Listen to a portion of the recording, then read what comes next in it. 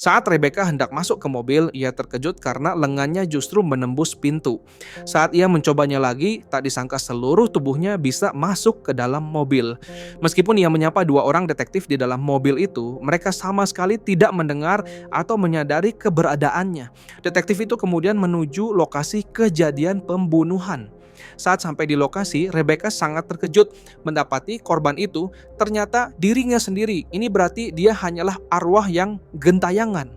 Mayat itu mengenakan kostum kelinci pink, di lengannya terdapat luka deretan angka dari sayatan pisau, menunjukkan bahwa ia mungkin mengalami penyiksaan sebelum dibunuh.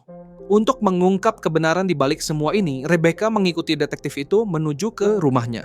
Melalui komputer milik Rebecca, detektif menemukan kontak yang sering ia hubungi.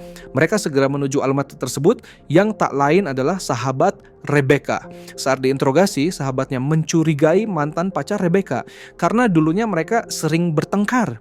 Maka sangat mungkin mantan pacarnya adalah pelakunya. Rebecca kemudian mendatangi sang mantan sebelum polisi tiba. Namun mantan pacarnya juga tak bisa mendengar atau melihat dirinya.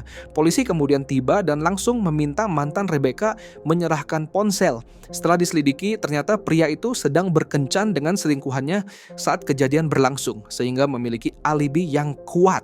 Rebecca yang mengetahui hal ini langsung naik pitam dan secara refleks mendorong mantannya. Ajaibnya, ia benar-benar berhasil mendorongnya.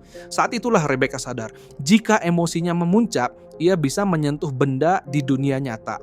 Rebecca lalu memutuskan menyelidiki siapa yang membunuhnya.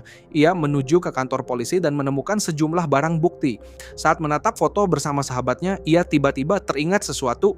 Tali yang tampak di foto itu sama persis dengan tali yang digunakan untuk mengikat mayatnya. Karena curiga, Rebecca kemudian mendatangi rumah sahabatnya dengan penuh amarah.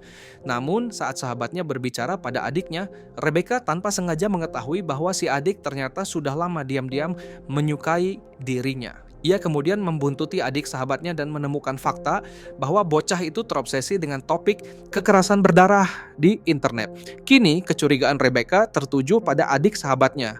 Karena ia tak bisa melapor secara langsung, Rebecca mengumpulkan semua bukti yang ia temukan dan mengirimkannya dalam sebuah paket ke kantor polisi.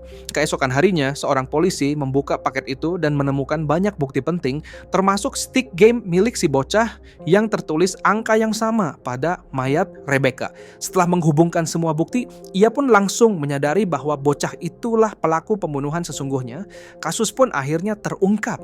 Arwah Rebecca akhirnya tenang dan perlahan menghilang, mengakhiri penderitaannya selamanya.